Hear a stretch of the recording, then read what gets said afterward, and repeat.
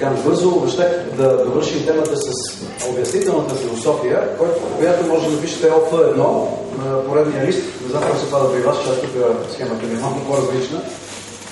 На следващото лист ще напишете ОФ1. Казахме, че това е обяснителна философия. Така, работното заглавие.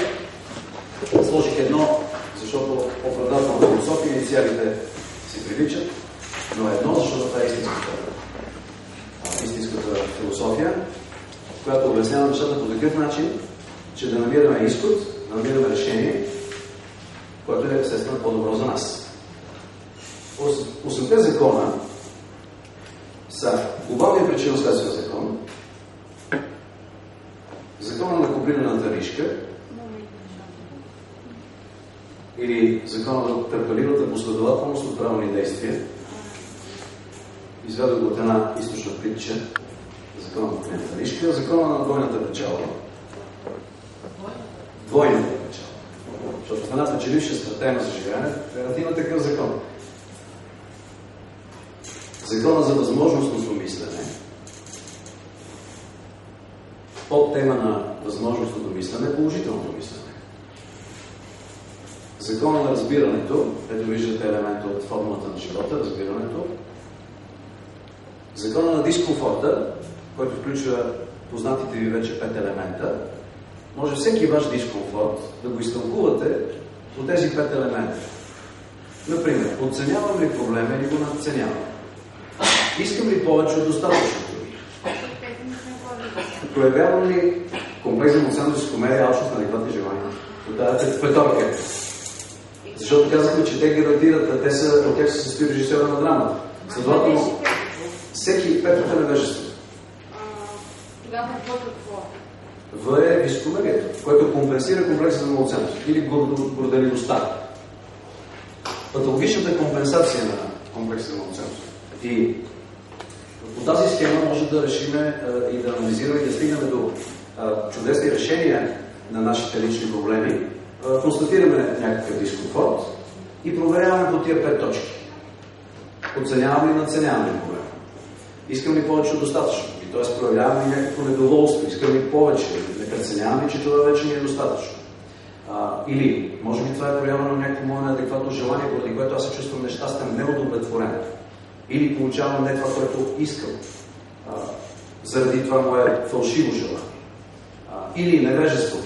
Какви са ирационалните убеждения, които стоят за това мое състояние? И как да ги заменя с истини, които съответно ще подобрят положението. Ето и на ниво невежество. Даже има една такава схема, просто може да се направите, за да си разкодирате кога и кои точно ирационални убеждения, искате ли да кажем едно от лищата, които остана празно място, начертайте 3 колонки. Това е хубаво практично упражнение, което можете да опитате.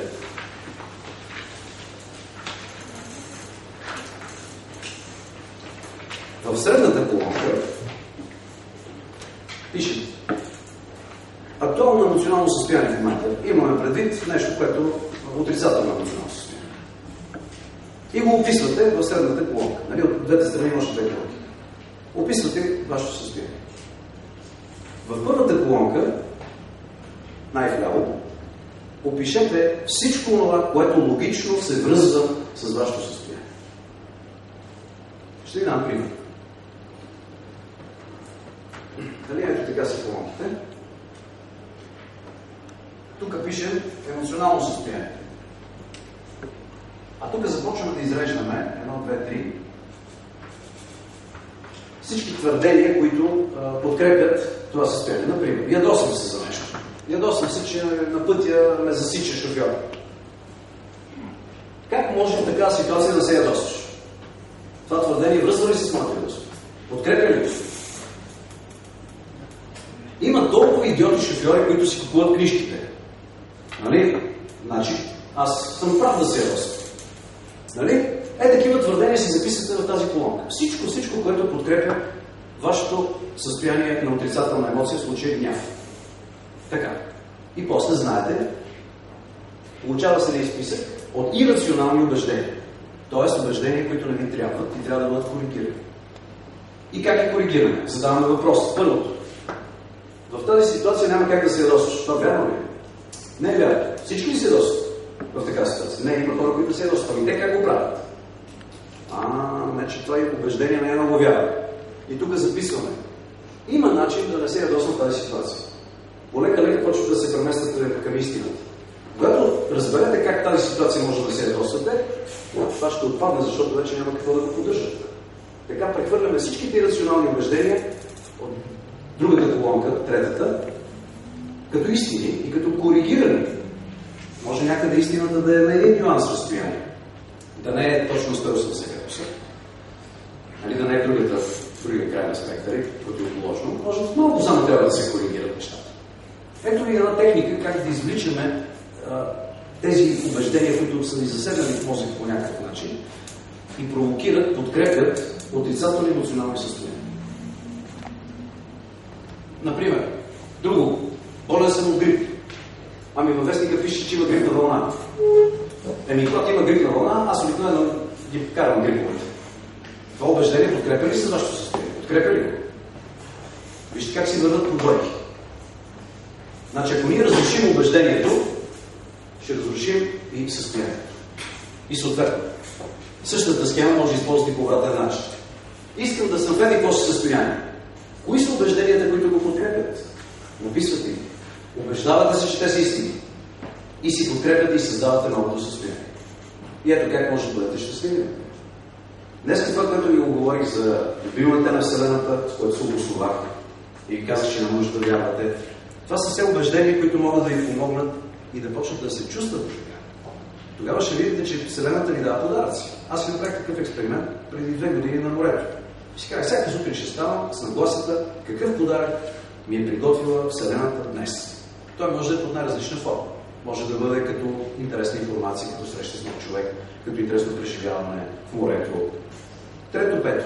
И с тази нагласа аз установих, че на ден получавам много повече неща, които иначе си давам сметка, че ги получавам като подаръци от битието.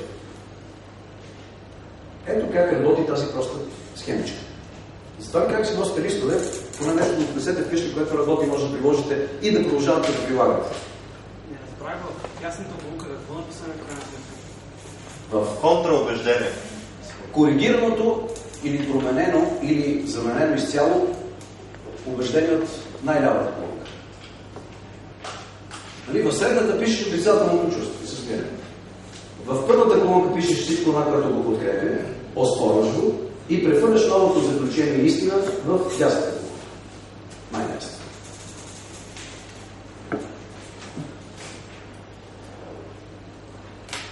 Да довършим списъка на обяснителната философия.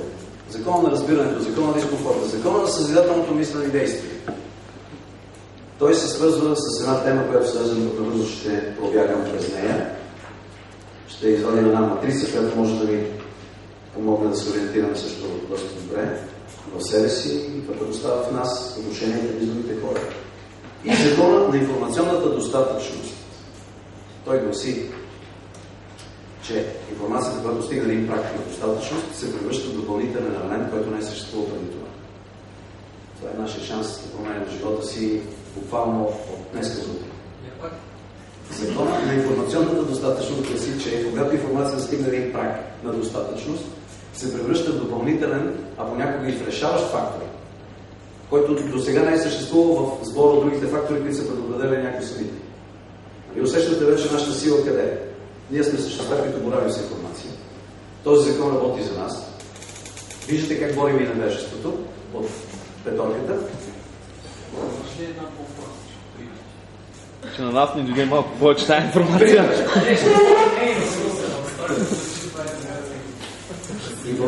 Нещото, което не знаеш, те владее. Нещо, което го знаеш, ти го владееш.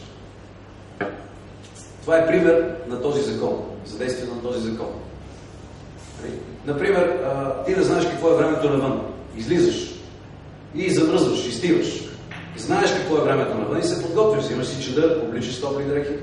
Само това знание, разликата между знаеш и не знаеш, те прави след това щастлив и нещастен. Здрав или болен.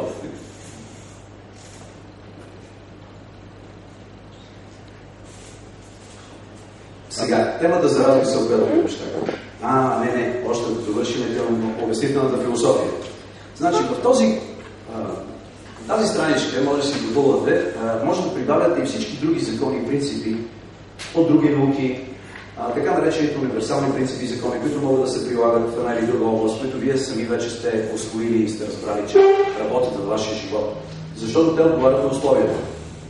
Помагат ли ми да се развивам?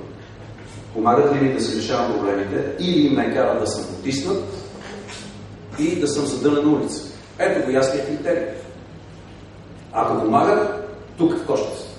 Така че виждате, аз тук в момента не казвам, трябва да последвате тази система, всичко друго не работи и са глупости. Не. Нещата, както виждате, са отворени. Всичко, което работи или по системата на критериите на истинност, тук четирите влизат, доказало се на практика с чудесни резултати, нека да дойде, добре дошло. Ето имаме и приемственост. Системата е отворена, има наистина някои установени вече истини и неща, обаче в същото време е отворена да приема всичко това, което работи според тези критерии. Да видим, ако прекараме през тези критерии някоя религиозна система, аз често пъти си казвам, имал съм случаи в аудитория да ми задават въпроси, защо наричаш Бог съзидателна сила, вярваш ли в Бог и така нататък. И аз съм казвам така, има много хора, вярват в различни неща, и нека да ги прекараме сега през тези 4 критерия за истинност.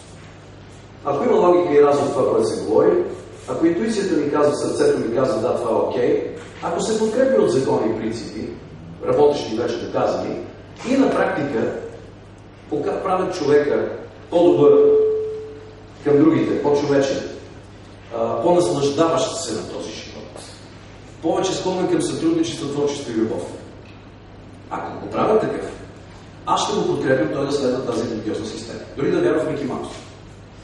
Аз да не вярвам в това, което той вярва. Аз ще му кажа, човече, ако го видя, че той се разколебава в своите вярвания, но виждам какъв е резултат от неговата вяра, която го прави по-човек, която му позволява той да разцъфти като уникалното цвете, което се е родил, аз ще го насърча да продължи да си вярва в това, което си вярва. Независимо, че аз не изповядвам неговата истина. И смятам, че критерия е вършил.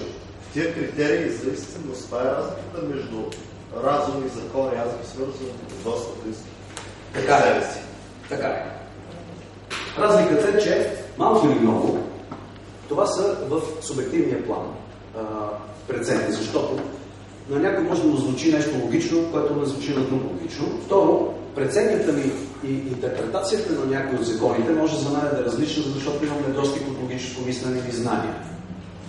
Затова има известна разлика, докато законите могат да бъдат установени от всички и да са общо важащи. Ако аз съм субективен човек, ще ползвам законите, че всичко е гадно и хората са задници. Това не е закон. Това е твое убеждение. Това глава ще си е закон. Не, да. Ти можеш да го приемеш като закон, когато то ще влезе в твоята оправдателна философия като закон, но всъщност ще е твое убеждение. Доказателство, че законите са... Говорим за универсални закони. Например, скоро имах един разговор с една позната, която казва, има мъжка и женска логика. И аз викам, в такъв случай, защо няма физика за жени, химия за жени, химия за мъже и химия за жени? Нали? Има си закони, които са си универсални и нашето полово различие не променя факта на този закон. Тоест има някаква обективизация на взаимодействията в света, която е достъпна за всички хора, независимо откъде идват, и дори един човек, който няма правилно логическо мислене и знания, може това да бъде коригирано и той да установи вече закона така, както... И кои са тия закони? Много са закони, всички закони, на които се подкрепят формите на този свят. Масата, например. Трябва да се направи тази маса, трябва да следваме точно определени принципи и закони. За сцеплението, за материала, за сходството на материала, закон за гравитацията. Да, различно. Тях трябва да считаме за обективни. Не само. Глобалния причинно-следствен закон, както казах тук, в ОФА. Но те пак са елемент на някаква философия, тия закони. Тоест, те съществуват в рамките на някакви системи от убеждения. Да. Иначе не са обективни, не е ли така? Не са обективни до момента, на който им се намерят изключения. Ако намерим изключения и видим къде не работят, или тяхната универсализация се намалява и те са важащи за определен контекст, проверяваме всичко на практика. Добре, искам един пример да дам. Практика проверява. Аз като един човек, хипотетично дошъл от 1952 година след Христа, разума няма го намеса, моята интуиция каза, че Слънцето се върти около Земята. Закона всички го подкрепят, нали? Всички така казват и на практика аз погледам на небето, Слънцето се върти около Земята. Значи, кое е вярното случай? И този проблем е решен още през средновековието от един човек, който е съумял да се опълчи срещу вярванията на всички хора. Тия бая хора се измерили на колата заради... Да, Джордано Бруно, Коперник, Галилей. Представете си точно така те каква сила са имали да се опълчат срещу общоважащото мнение. Забележи. Много хубав пример даваш. Аз знам, че е хубав, точно защото имам да речем мисля разума. Тоест, плюса не знам дали е плюс или е минус, обаче имам 3 плюса със сигурност. Така. Значи, математически и с други примери, с кораба, маршата, която се вижда там, кръглата земя, нали? С хиляди... Аз живея на село, не съм виждал кораб никога. Нищо, това може да ти бъде сведено на твоите понятия, да ти се покаже как, ако с едно кръгче ти се нарисува това нещо, може в едно голямо поле, като си на село, нали, има големи раки полета, да се види каруцата, как се вижда първо горната част на каруцата, след това се вижда цялата каруца и коня. Как тя върви по... Ама той нещо значи той иска да каже, че тогава всички хора вярват, че Земята е плоска, Слънцето се върти около Земята, на практика го виждат, законите го потвърждават, техния разум по този начин работи, съответно има плюсове. Значи следвайки тази логика, означава, че това твърдение, тези твърдения са верни. Обаче на практика, 500 години по-късно, посредством други наблюдения, хора и така нататък, се оказва, че това не е вярно. Което той иска да каже, аз че това нещо не работи така. Значи имали сме 3 плюса и тук един минус, нали? На разума е минуса, но ние не знаем, че е минус. Не, на практика. Под въпрос. На практика. Няма минус. Вижте, чакайте малко. Значи, ако трябва да класифицираме този пример в таблицата, на практика Земята се върти около Слънцето, защото те са си мислили, че е така, заради своите убеждения тук и това, което да речем интуицията им е казвала. Но не знаем колко закона са използвали за това свое убеждение и прекия извод от своето наблюдение и практиката не е доказана. Това е тяхното все още оптически илюзия, измама. Именно след това, благодарение на математически формули и по-обективни начини на доказване, се вижда, че на практика всъщност тук се върти Земя. И тогава точно тази практика коригира вече тези други неща. И аз за това казах, когато има тук 3 плюса, а тук минус, имаме работна хипотеза. Или недовършена част от знанието. Аз ще ви дам още един пример. Още по-драстичен пример ще ви дам. Преди, не знам коя година точно беше станало, Маркони иска да изпрати радиосигнал от Италия за Америка. Учените се събират и му казват: как ще стане това? Земята е кръгла. Ти искаш да изпратиш от тук сигнал и той да пристигне тук. А сигналът се разпространява ето така и ще отиде в космос. Маркони е казал: да, така е, ама аз ще взема да си направя експеримента, защото искам си го направя. Значи той, да речем, че е бил тук сам. Логично го убеждават, че не е възможно да сигнала да стигне, нали? Защото кое ще накара на сигнала да завие, да следва кривината на земната повърхност? Законите и фактите до този момент също твърдат това нещо и остава тук една въпросителна. Добре, айде, вие така говорите, аз обаче чувствам, че има нещо, може да стане, може да се подкраси морето. И прави експеримент. И сигнала пристига. И учените казват: да, какво правим сега? И тук се получи плюс. Имаме вече неговия плюс, коригират тези две неща, като установяват, че озоновия слой, който е над Земята, играе ролята на огледало, отразява надолу радиолъча, той се връща и така стига от Италия до Америка. И 4 става плюс. Точно тук ми беше на мен мисълта преди малко време, че може би не е, аз и съм грешка и не знам, но ако нещо е на практика така, то със сигурност е вярно. Просто ние или не сме го разбрали, или не знаем закона, или не го осмисляме в момента. Ако на практика то се случва, няма как да не е така. Има една уловка. Да си жертва на оптически илюзии или да те правят фокус. Окей, да. Гледаш практиката, не виждаш това, което виждаш. Но, нали, Ако нещо се случва, то просто трябва да намерим обяснението. Ако не можем да го намерим, означава, че не ни достига.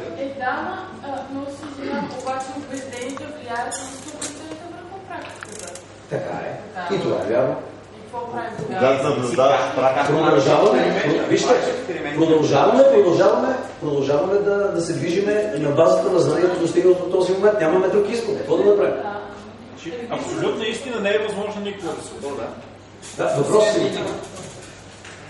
Предишният пример, който даде, идеята е, че за тогашните години, за тях това е било практика, че Земята е плоска и че Слънцето се върти около Земята. Идеята е в момента ние приемаме нещо за практика, откъде знаем, че 200 години някой няма да докаже, че това е абсолютна глупост.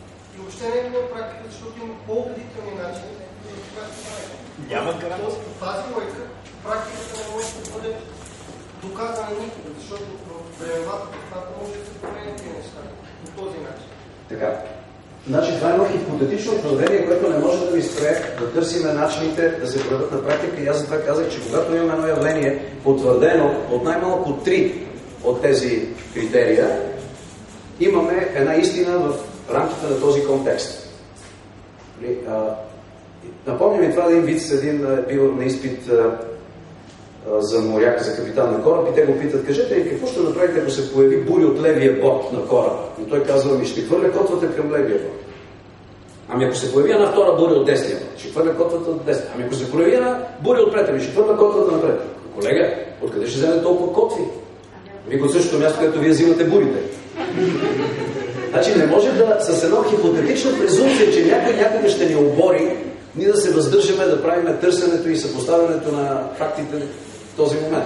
Може и да ни обори, а може и да ни обори. Ако не ни обори след 200 години, а ние сме чакали.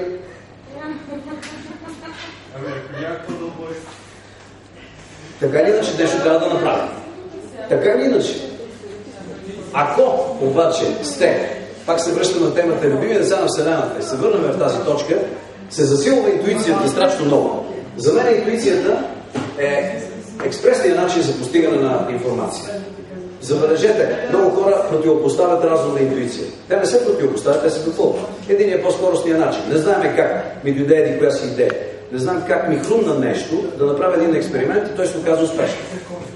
Така, забележете, че всичко, което ни е дошло след като се е намесила интуицията, след това може да бъде обяснено разумно. Така че те не се бият. Това, че нашия разум не сме го докарали до край или не го владеем достатъчно добре и последователно, за да стигнем до истината по по-дългия път, не значи, че той не работи и трябва да изхвърляме и бебето с пръстната добре. Разума си е разум. Може ли... И той се връзва. Може ли да разменим местата на обект и субект? Отгоре. Защото казахме, че са разум, инстинкт и са субект. Не. Тези неща са в субективното поле. А това е в обективния свят. Ама ако приемем, че законите в момента имат противоположни за много неща, теории, които не може ли да обърнем? Ама аз пак ви казах, ако имаме проблеми с установяването на практика или с законите, работна хипотеза. Тези 14 комбинации са съставени точно това. Тук имаме нещо да достига, тук нещо да достига, тук. Това ни помага и в същото време тази таблица ни помага още по-добре да прецизираме търсенето и установяването на истина. Вътрешен и външен свят не може да се на техните места. Няма как да се. Точно така. Освен това, аз съм отворен. Отворен съм за ваши предложения за по-добри критерии за истинност. Ако вие ми кажете с други критерии за истинност, с които можем абсолютно точно да преценяваме обективната действителност, аз съм готов веднага да ги обсъдим и заедно с вас да откриваме и търсим истината. Ето вижте, няма нужда да се спори. Ако ние сме търсачи на истината, ние вървим рамо до рамо. Кой спори? Спори човек, който иска съзнанието си да смачка другите и да се наложи над тях като по-умен и да ги убеди в някаква си теза. Ако ние сме търсачи на истината, защото разбираме, че истината работи за нас, ние вървиме рамо до рамо. И аз ще се радвам на всеки един от вас, който ми даде по-добро предложение и обяснение на света, на нещата от живота, които могат да ми повишат качеството на моето живеене. Напротив, даже пари ще му дам. Няма да споря с него, нямам никакъв интерес да споря и да го убеждавам в моите евентуално заблуди. Аз споделям с вас докъде съм стигнал, като с храна за размисъл и бъдещи съвместни обсъждания. За сега смятам, че това работи, аз го ползвам, доволен съм. Обясних ви къде, в каква схема се намират нещата, как са подредени. От тук нататък всичко подлежи на усъвършенстване. Това не е Божия глас и последната инстанция на истината, която аз ви казвам. Аз предлагам всъщност човек да се ориентира малко с физическото си тяло и по този начин работа на интуицията да му се увеличи, тогава ще има по-голяма сила всичко това. Да. Тоест малко да се пречисти от тая тези химикали, където ги поглъща, дори от по-лъжка химикал. И просто разумно ще му се цели изключат и той никакъв проблем с нищо няма. Натам върват нещата, ако наистина си спомняме, че сме любими деца на Вселената и сме уникални наистина, отваря се интуицията и тогава това може да се окаже едно от централните ни способности да установяваме истината. Разбира се, добре след това да си я съпоставиме с логиката, с законите и с приложението на практика, защото иначе продължим да налагаме някакви наши убеждения и мнения, както правят много хора, които вярват в нещо. И аз ги питам за доказателства, закони и така нататък. Те им казват, ти си Тома неверен. И аз на една позната и казах, кажи ми как да разгранича истинската от невярната вяра, защото един фанатик, един терорист също вярва и базира действията си на някаква вяра. Значи имаме две вери. Едната е добра, хубава, да речем, другата не. Има ли критерии, които разделят двете вери? Тя каза има. Но чудесно. Значи пак стъпихме на научния подход. Кои са критериите? 2 години по-късно все още не ги беше казала и нали припомняш мой СМС, тя ми отвърна, защото продължаваш да се заяждаш.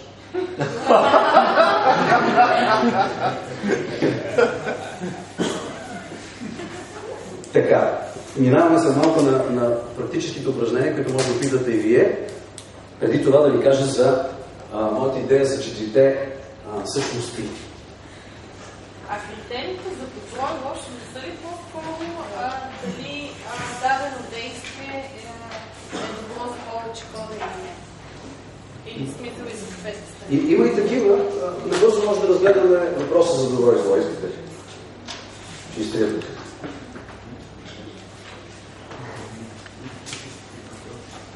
Това е във връзка между другото стане. Сега. Така ще се върнем на този епизод, защото е достатъчно лесно.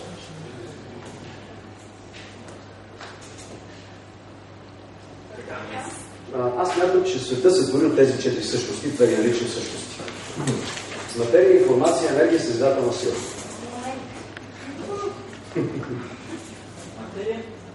Информация, енергия и съзидателна сила. Моите изследвания и проучвания на този момент установиха, че съзидателната сила е най-нежната сила в Вселената и се различава от енергията. Нейното, така да се каже, служебно задължение на тази съзидателна сила е да прави от наличното възможно. Взима да речеме малко информация, малко енергия и прави някаква материална форма. Взима от тук така. Защото информацията и енергията, знаем, че има един закон за съхранение на енергията. Аз мисля, че има и такъв закон за съхранение на информацията и съответно съзидателната сила не вижда какво може да унищожи. Затова не съществуват в света полярния модел на две взаимно борещи се и еднакво силни сили с обратен знак. Няма по-висока сила, която да по някакъв начин да успее да пребори и развали или унищожи съзидателната сила. Тя има организиращ характер. Създава елементите, не говоря за Бог.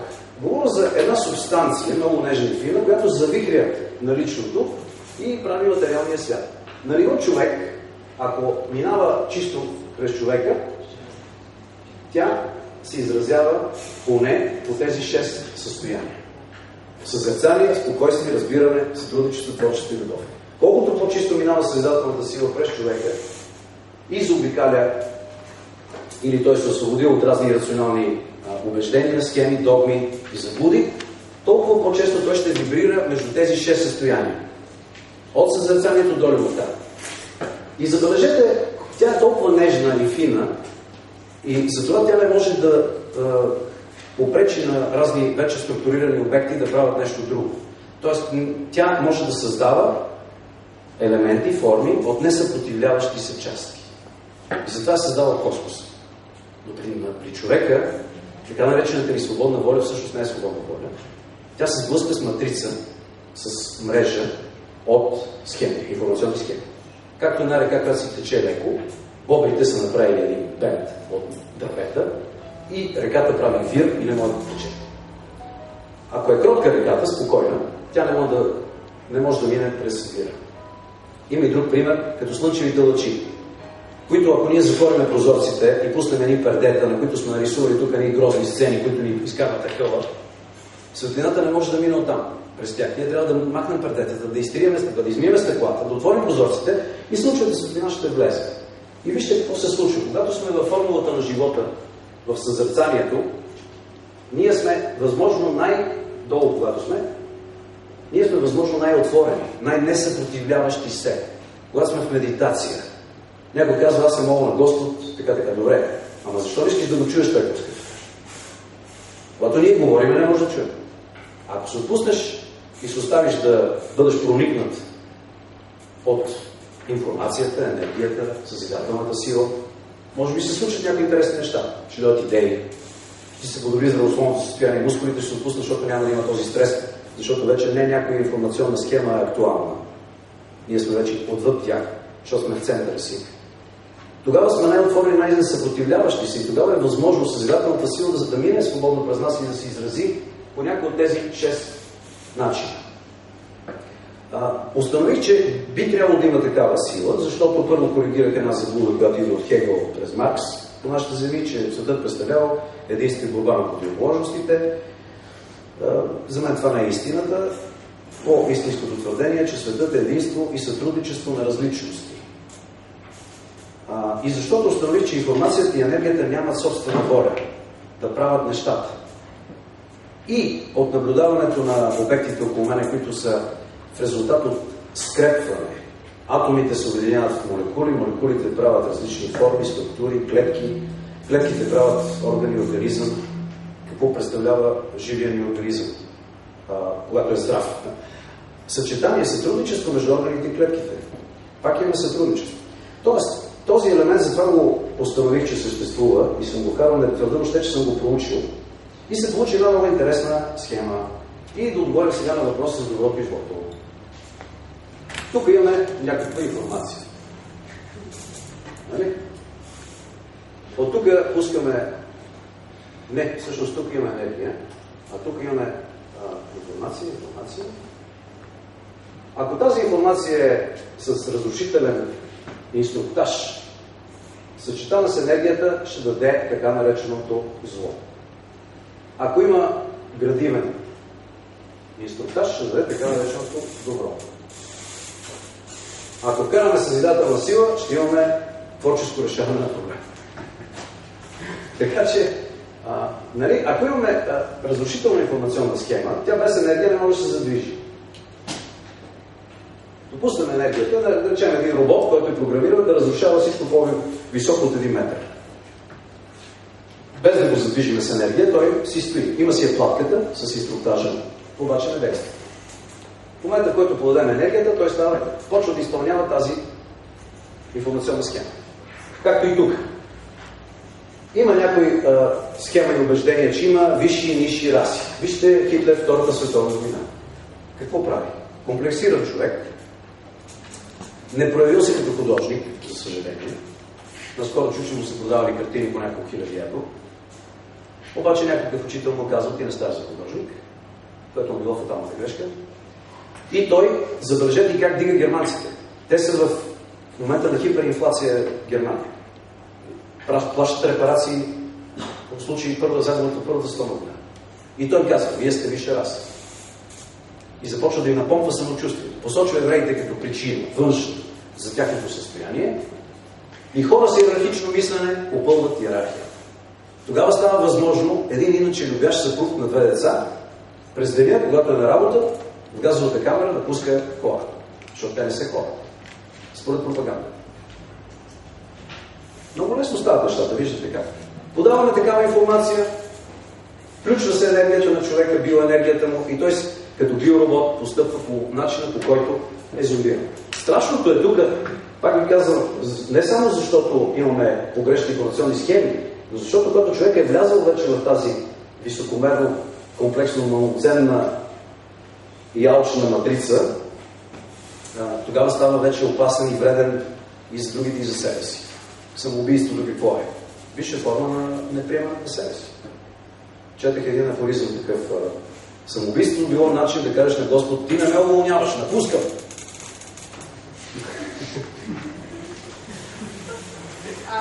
Задължително с информация тук физически, какво си има предвид?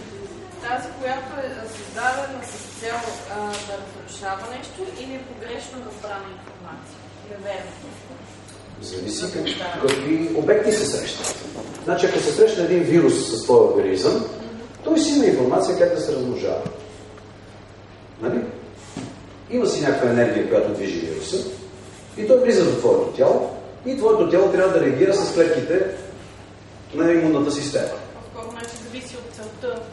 Да, и се получава някаква форма на някаква битка, да речем, между двете, но едното трябва да оцелее, защото едното е създадено да оцелява и другото е създадено да оцелява. И те се срещат, или както един тигър среща една кошута. Ако не може да избяга, тигър ще изяде. Сега, ние в нашия морален план тълкуваме нещата добро и зло, но те не са точно така. Освен това, като вкараме и съзидателна сила във формулата, нещата почват леко да се поизместят и виждаме какъв е пътя на решението. Ако вкараш любов, ако вкараш тези, казваме, че те са и критерии за правилни действия, творчество, любов и сътрудничество, може да решиш много от проблемите не по насилствен начин, защото някой казва, няма, трябва да се реже. Хирурзите, например. Трябва да се реже. Друг казва, че имаме хленче, има билки, които може да помогнат промяна на нещата. Друга, по-нежно, по-така с любов. И сега да ви кажа, да си представим, че просто така като игра на ума, че епохите не са тези, които ги знаем, а са 4 всъщност. Материална епоха, информационна, която сме в момента, енергийна, към която вървим, и съзидателна епоха, която апогея на еволюцията на човешката цивилизация. Обаче, какво ще стане, ако ние влезем в енергийната епоха, когато силите и възможностите са много по-големи, отколкото сега, и когато са по-трудно обратими, когато се стартира някакъв процес? Ако влезем в енергийната епоха, се стане. Ако критичната маса хора са тук, в тази пирамида, това ще бъде според мен и края на човешкото развитие и цивилизация. Може би това е бил и края на Атлантида. По някои данни считам, че е имало там такава иерархичност и такива отношения, жреци, иерархично съсловие и така нататък. Тоест имало е пак някаква игра на високомерие там. И не случайно, сега в информационната епоха ние получаваме информация как може да минем по един благ и приятен начин през енергийната, чрез сътрудничество, танц и любов и спокойно да стигнем до съзидателната. Не случайно, може би за това сме се срещали да говорим по тази тема. Само си представете какво би станало, ако критичната маса хора започват да се държат равнопоставено и с нагласата на партньорски отношения, да правят партньорски отношения с другите хора. Критичната маса, повечето хора. Значи точно това се разпада. Ни изправят директно в енергията. Смисъл такъв повече са достатъчно негативно заредение, което означава, че не сме в информационна, но и в енергийна. Защото те са по-голямо. Не, под енергийна епоха разбирам, че тогава, както например сега във външен план, имаме борба за енергийни източници. Нефт, слънчева енергия, атомна енергия, борба. Във вътрешен план също, знаем, цигун, чували сме цигун, майстор по бойно изкуство владеят вътрешен си. Има вече, показват някои клипчета, се показва как само с енергия, с едно опитване, без да правиш някакви силови големи упражнения и движения, може да поговориш или да блокираш противник. Ако ти владееш, говоря, тази енергия и си там, имаш да командваш много хора, които за тебе са продуктивни животни. Кой ще спре да приложиш тези по-високи енергийни сили, които имаш? За това става дума. Обаче факта, че повечето хора притежават такава енергия, в смисъл негативна визия, те пак се казват влияние върху. Не е ли информация това, което говориш? Информация, да. Аз това искам да кажа, че критичната маса хора, ако започнат да приемат тази визия за нещата и си променят погрешните убеждения, благодарение на тези разяснения, и започнат да се отнасят партньорски към други. Когато разберат каква игра играе, когато аз те подценявам тебе, аз сега веднага виждам каква игра играе. Искам да се почувствам по-добре, защото ако не те подцена, ти може би с твой интелект или знание или красота, потискаш ме караш да потискам и моят комплекс за малоценност се стартира. Ако искам да избягам от моя комплекс за малоценност, аз трябва да те потеля, да те омаловажа по някакъв начин. Това са игри такива информационни, благодарение на комплекса за малоценност и високомерие. Енергията е инструмента, силата, която аз мога да приложа спрямо моята нагласа, която имам вече към тебе. Ако имам приятелска нагласа, тази енергия ще бъде почитание, любов. Ще те стимулирам ти да развиваш себе си. Става дума за потенциал, който може да бъде използван или за унищожение, или за цъфтеж. Така. И вижте, да се направим ли други бързи игрички, ако използваме тези 4 неща като матрица. Зрелостта. Човешката зрелост. Установявам, че има 4 типа зрелост. Физическа зрелост, която се гарантира от природата ни в някакъв момент. Интелектуална зрелост, която, да речем, се надяваме да постигнем с образованието. Емоционална зрелост. Вече излязоха книги по този въпрос, за емоционална интелигентност. Или емоционална зрелост, когато ние поемаме отговорност за чувствата, които изпитваме. И духовна зрелост. Връзват се нещата някак. Нивото на проблемите. Нали, Айнщайн беше казал, че нито едно ниво не може да бъде решено от там, където е било създадено. Трябва да бъде решено от по-високо ниво. Значи, ако нивото ни е на материален план, ако вкараме малко повече знания и информация, ще го решим. Ако ни е тук и тук, ако вкараме малко енергия повече, ще го решим.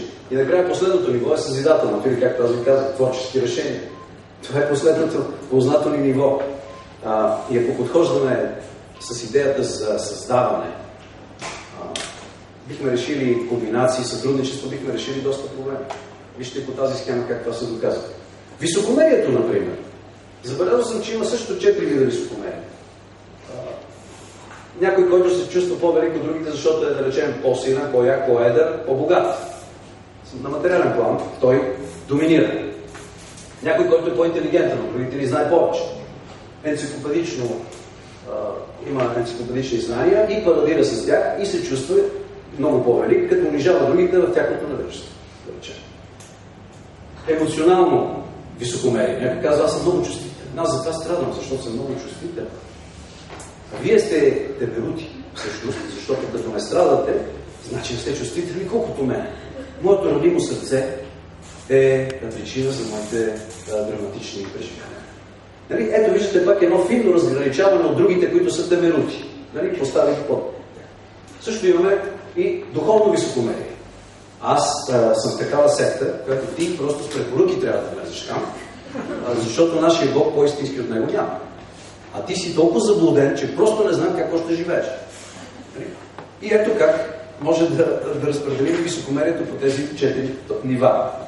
Или здравето. Вижте здравето. Здравето на физически план. Може да си правим масажи, билки, лекарства. Може да променим мисловните си модели. Луис Хей направи цяла таблица, която показва как мисловният модел, кои мисловни модели поддържат болестно състояние и как да ги заменим с други работещи мисловни модели, за да ни се промени здравето.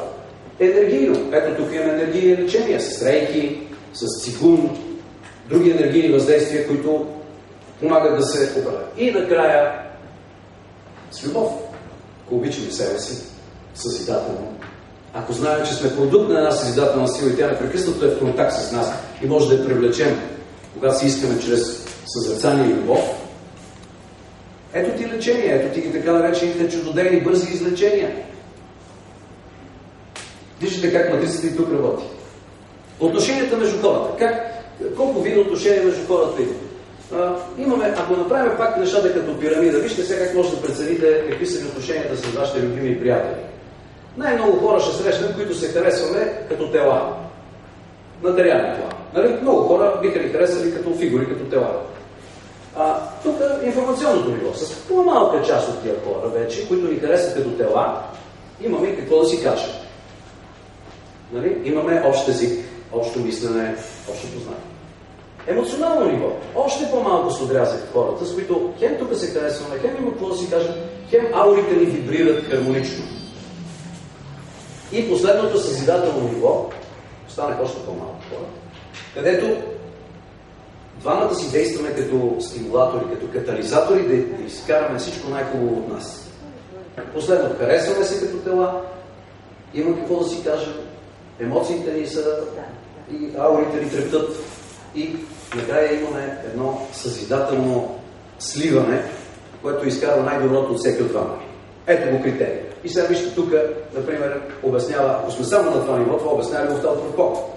На дискотеката, кипнала е кръвта след танците, страшно сме влюбени, на сутринта се чудиме, че не може да си кажем нищо точно. И се чудиме какво правим с него. И даже установяваме, че и тялото нещо не ни харесва, а тогава... Минало вече, да. Минала, точно така.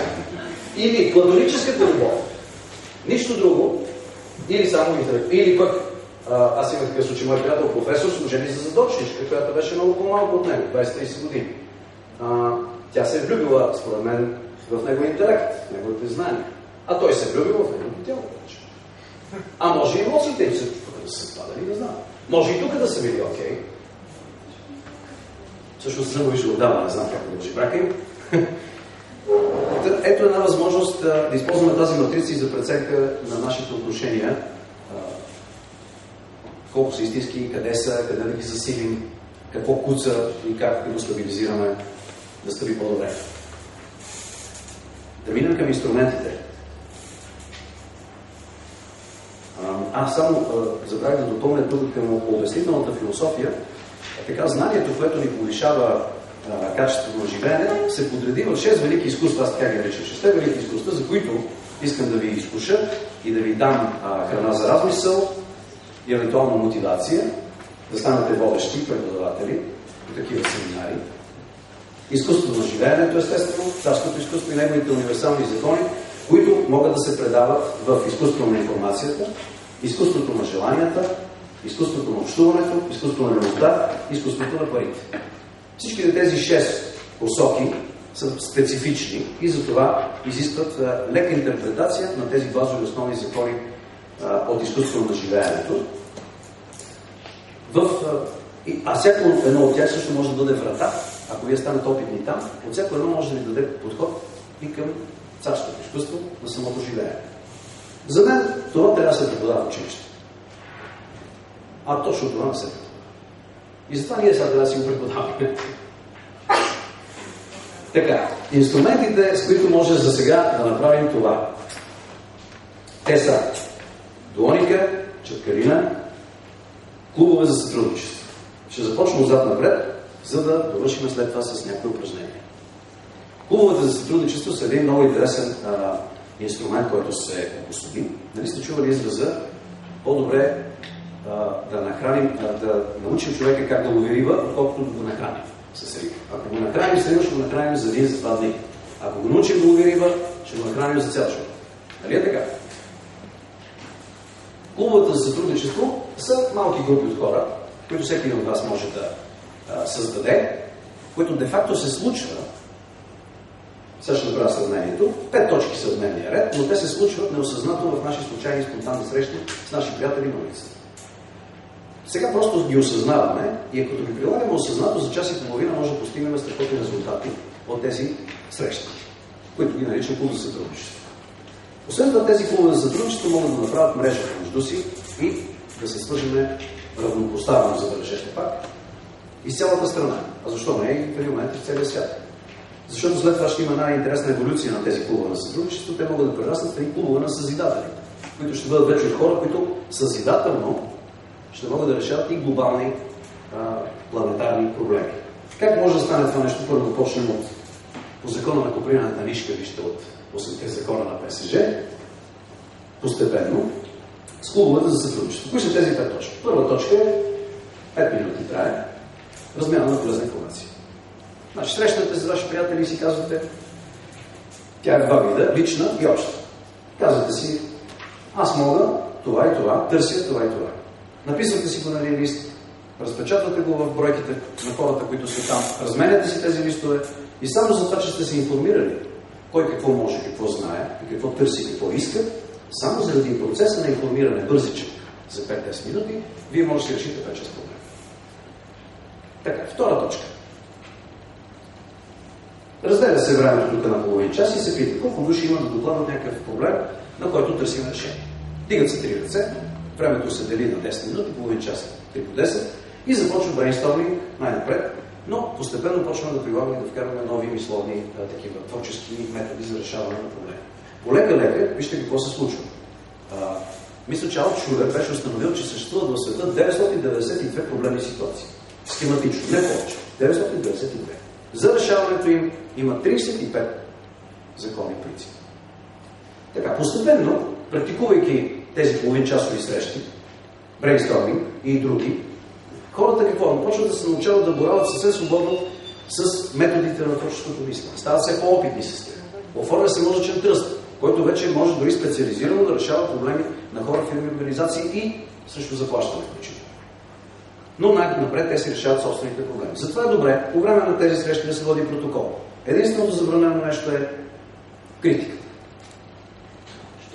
Критиката е забранена, защото първо брейнсторминга не действа, когато има критика. Когато има критика, това беше въпрос в условията на конкуренция, се включва самоцензурата на човека, не му се отварят всичките способности, защото той почва да се страхува, че ще каже някаква глупост, ще бъде критикуван, възприян и неодобрен. Това са много силни, както вече забелязвате, спирачки. Защото ние сме все пак социални същества, влияем се от това как ни възприемат и гледат на нас другите хора. И когато аз само си допусна, че някоя идея ще прозвучи като глупост на другите хора, тя може да е гениална, аз ще се самоцензурирам. Затова критиката е излишна. Може да коригираме нещата, ако не ни харесва идеята на нашото другарче, като дадем по-добра идея, а и никой не ни кара на сила да изпълняваме идеите, които човека ще предложи. Така че става безсмислено да се критикува. Освен това се създава една приятелска подкрепеща среда, когато ти знаеш, че отиваш с едни приятели да потърсите заедно в общ интерес е решението на някакви проблеми. Защото човека, който ще сложи проблема на масата, може да ви касае и вас по някакъв начин. Или вие да извадите едно ноу-хау, една последователност от стъпки, която да се приложи и в други типични или приблизително еднакви с този проблем. Третата точка от дневния ред е споделяне на идеи. Споменахте 992 проблемни ситуации, име на някой доказват. Алтшулер. Алтшулер. Това е цялото име, една дума. Не, да, цялото име, ама чакай първото име как беше. Само не знам дали съм го знал. Алтшулер съм знал. Той е руснак. Алтшулер е човека, който се занимава с изследване на творческото мислене дълги години, приложили много интересни методики, книги има издадени. Така, третата точка от дневния ред е докладване на идеи. Значи, пак така, по същия начин се питате. Колко души от вас имат някаква чудесна идея, която искате да докладвате? Дигат се 3 ръце, окей, имаш 10 минути за твоята идея, всеки започва да си разказва идеята, другите не го прекъсват, само може да зададат уточняващи въпроси, нали, да стане ясно точно за какво. Тези идеи влизат в банката за идеи. В протокол, този протокол, който се води. И вижте колко е лесно и бързо осъществимо и не изисква никаква инвестиция. Ако не може да започне с банка с пари, може да започне с банка с идеи. А някои от тези идеи може да несеш такива пари. Четвърта точка. Даване на обещания за следващия път. Даване на обещания за следващия път. Защо е това? Обаче пак никой не ви казва какво да обещанието. Всеки от вас решава защо да използва тази среда приятелска за допълнителна мотивация да изпълни това, което ще каже. Така че хората мислят това, което кажат, пак по тази матрица може да го състави. Наричам го личностна интеграция. Думи, мисли, емоции и действия да се уеднакват и да бъдат в една посока. Тогава ние ставаме интегрирани същества. Тогава ставаме човек на думата. Искате ли да работите с хора, които като си дадат дума, като ви кажат нещо, като ви обещаят, камъни може да падат от небето, но те ще го изпълнят. Нали? Всеки би искал да работи с такива хора. Ето как може ние самите да се превърнем в такива хора и всеки би искал да работи с нас. С това простичко и малко упражнение, което се прави за 5 минути. Давам обещание, какво ще направя следващия път и го правя. Аз затова, когато почнахме да водим такива курсове, такива срещи, един път седмично, страхотни резултати се получиха. Им казвахме хората, някой си изхвърли, казваш, че по 5 думи английски на ден. Към не. Кажи, че ще учиш по една. Кажи нещо, което със 100% ще изпълниш. Ама аз вика мога да учи и 5. Добре, след това ще докладваш при изпълнение на обещанието. Няма лошо. Ако не си изпълниш обещанието, това не е повод да се критикуваме и да се мачкаме.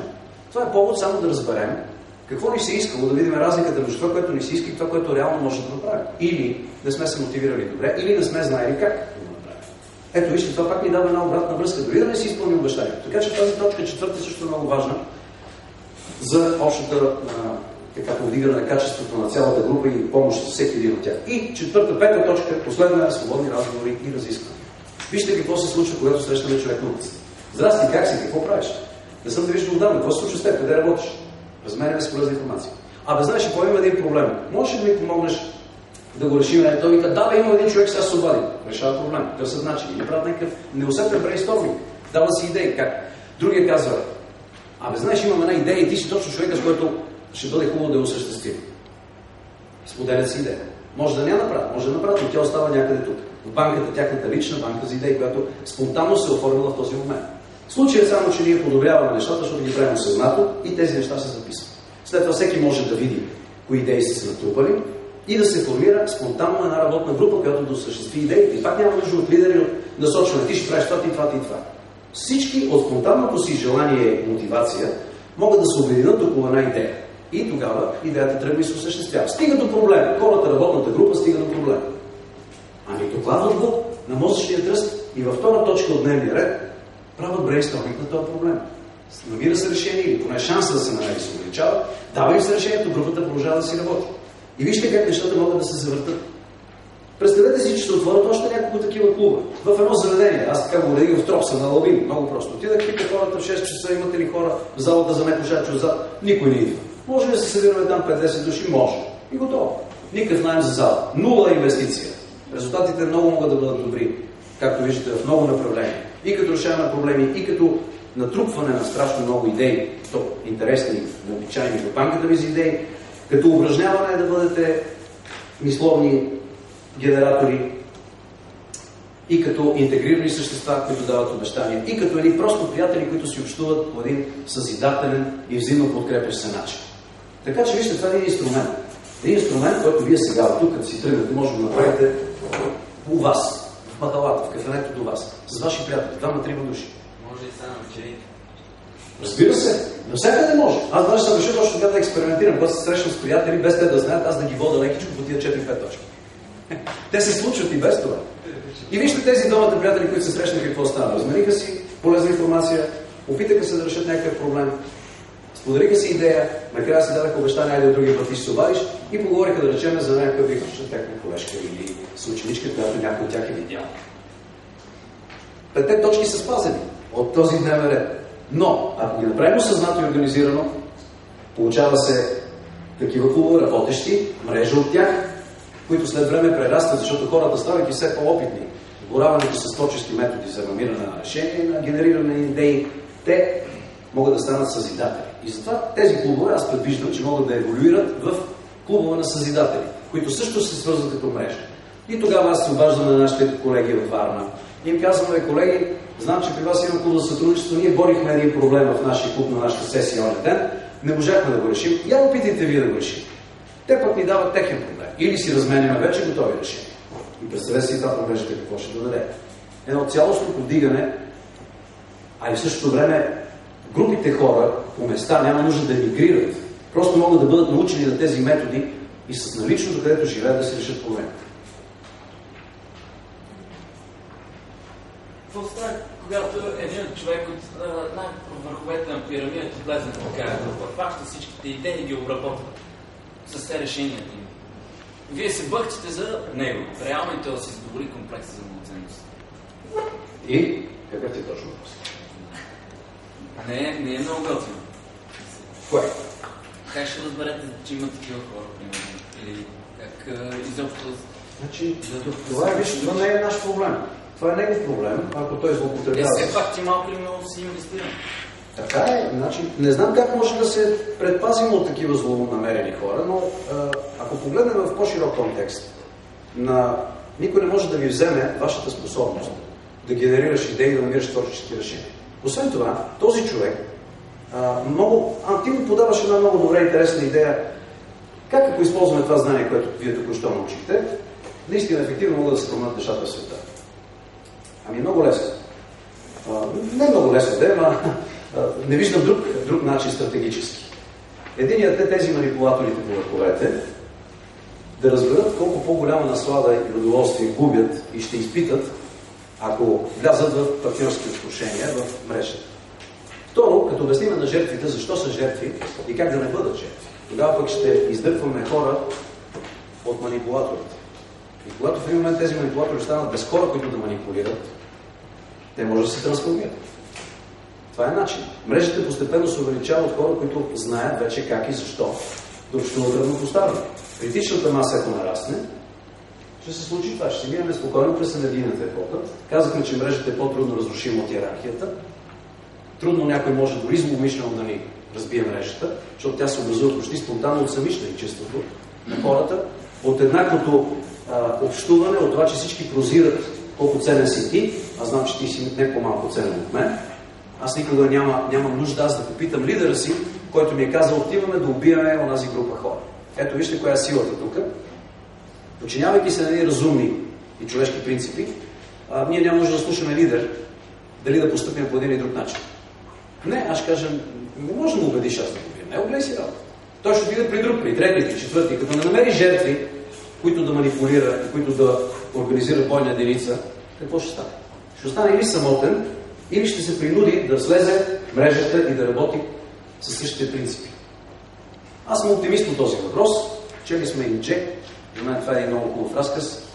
И в най-тежкия такъв случай, освен това знаете случай с Магникар, който го бяха осъдили, направиха филм документален, после беше тук гост, ожени се за наша публика май Стара Загора, беше гост в шоуто на Слави. Той беше осъден за въоръжен грабеж, бил един от най-неовладимите затворници. Аз съм гледал и филма с него.